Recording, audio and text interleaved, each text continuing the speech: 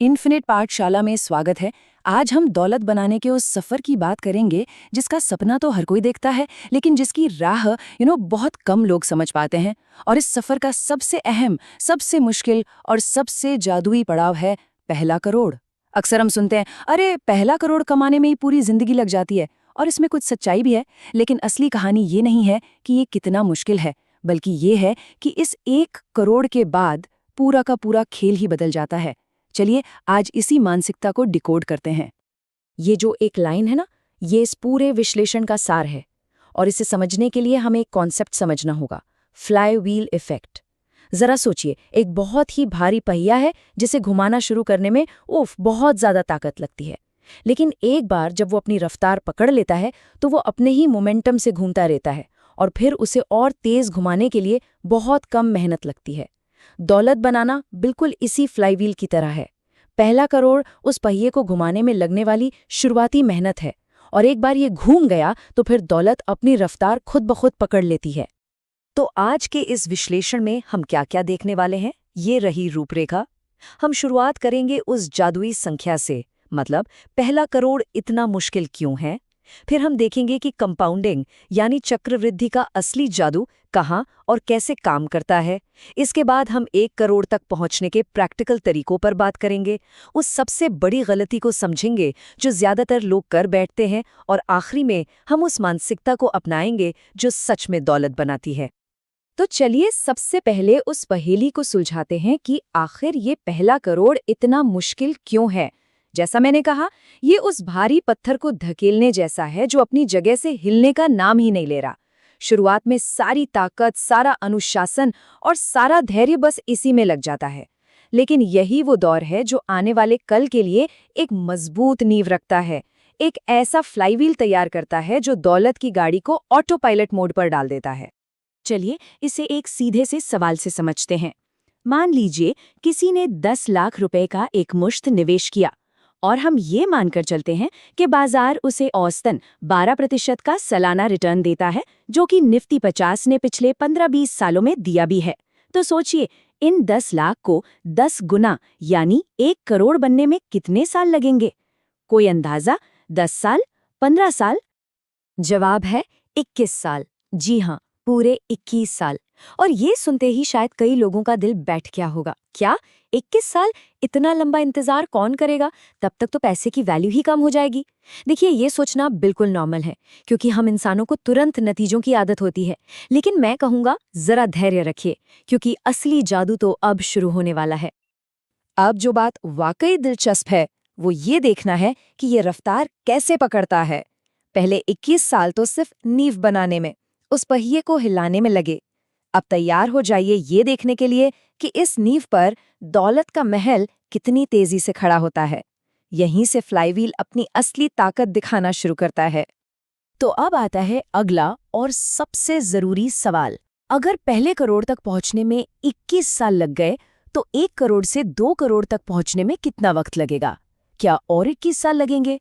अगर ऐसा है तो इसमें कोई जादू नहीं हुआ। लेकिन यहीं पर कंपाउंडिंग यानी ब्याज पर ब्याज मिलने की जो शक्ति है, वो अपना कमाल दिखाती है। सिर्फ 6 साल, ये सुनकर हैरानी होती है ना? पहला करोड़ 21 सालों की मेहनत से, और दूसरा करोड़ सिर्फ 6 साल में। यहाँ कुछ भी नहीं बदला, ना निवेश की रकम, ना रिटर्न की दर। बदला है तो सिर्फ ये कि अब 10 लाख नहीं, बल्कि पूरा का पूरा 1 करोड़ आपके लिए काम कर रहा है। पहले एक छोटी सी टीम थी, अब 1 करोड़ की पूरी फौज आपके लिए पैसे कमा रही है। यही है कंपाउंडिंग का असली जादू। और ये स्लाइड उस स्नोबॉल इफेक्ट को जबरदस्त तरीके से दिखाती है। जरा इन आंकड़ों पर गौर कीजिए। 0 से 1 करोड़ तक का सफर 21 साल, थोड़ा लंबा है। फिर 1 करोड़ से 2 करोड़ तक सिर्फ 6 साल। और अब देखिए, 2 करोड़ से 3 करोड़ तक सिर्फ 3 साल। हर अगला करोड़ पिछले वाले से लगभग आधे समय में आ रहा है। फ्लाईव्हील अब अपनी पूरी रफ्तार में घूम रहा है। तो एक बहुत अहम बात यह भी है कि पैसा लगाया कहाँ जा रहा है।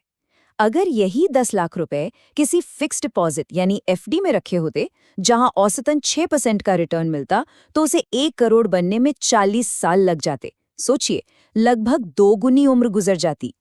इसीलिए सही निवेश के साधन को चुनना बेहद जरूरी है। ये स्लो लेन और फास्ट लेन के बीच का फर्क है। चलिए अब थियोरी से जरा प्रैक्टिकल पर आते हैं। हर किसी के पास एक साथ 10 लाख रुपए नहीं होते, लेकिन ज्यादातर लोग हर महीने एक तय रकम बचाकर निवेश कर सकते हैं। यहीं पर काम आता है SIP यानी सिस्टमैटिक इन्वेस्टमेंट प्लान। इसका मतलब बहुत सीधा सा है, हर महीने एक तय तारीख को एक तय रकम अपने आप निवेश हो जाती है। ये टेबल जो इकोनॉमिक टाइम्स के डेटा पर आधारित है, लक्ष्य को और भी साफ कर देती है। अगर 10 साल में करोड़पति बनना है तो हर महीने लगभग 44,000 रुपए की SIP करनी होगी। वहीं अगर 15 साल का समय है तो 21,000 रुपए से भी काम चल जाएगा।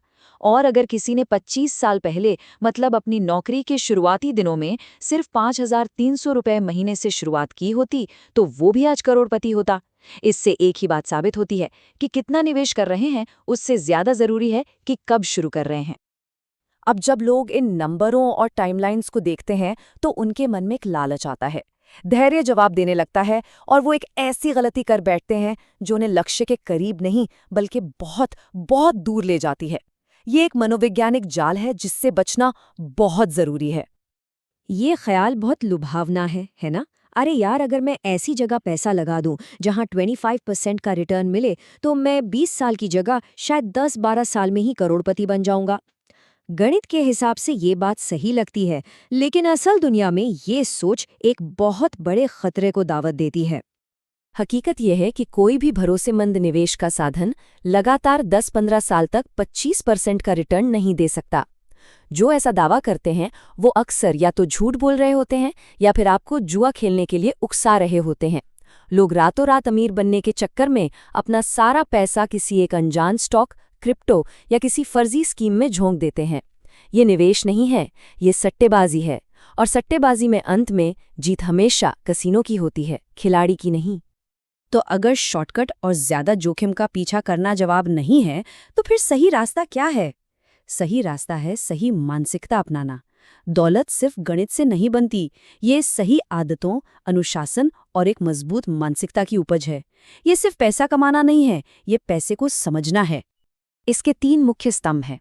पहला, धैर्य। स्वीकार कीजिए कि इसमें समय लगेगा। ये एक मैराथन है, 100 मीटर की दौड़ नहीं। दूसरा, और शायद सबसे जरूरी, अपनी आय बढ़ाने पर ध्यान दें। अपने स्किल्स बढ़ाइए, प्रमोशन लीजिए, साइड में कुछ शुरू कीजिए। आपकी बढ़ती हुई आय आपके निवेश का सबसे शक्तिशाली एक्सेलरेटर है। ये उस फ्लाईव्हील को और तेज धक्का देने जैसा है। और तीसरा, अनुशासन। बाजार गिरेगा, उठेगा, डराएगा, लेकिन आपको अपनी SIP को हर मौसम में जारी रखना है। और ये स्लाइड उस एक आदत को दिखाती है जो अमीर और आम इंसान के बीच सबसे बड़ा फर्क पैदा करती है। ज्यादातर लोग क्या करते हैं, पहले महीने भर खर्च करते हैं और फिर अगर आखिर में कुछ बच गया तो उसे निवेश करने की सोचते हैं। करोड़पति मानसिकता ठीक इसका उल्टा करती है।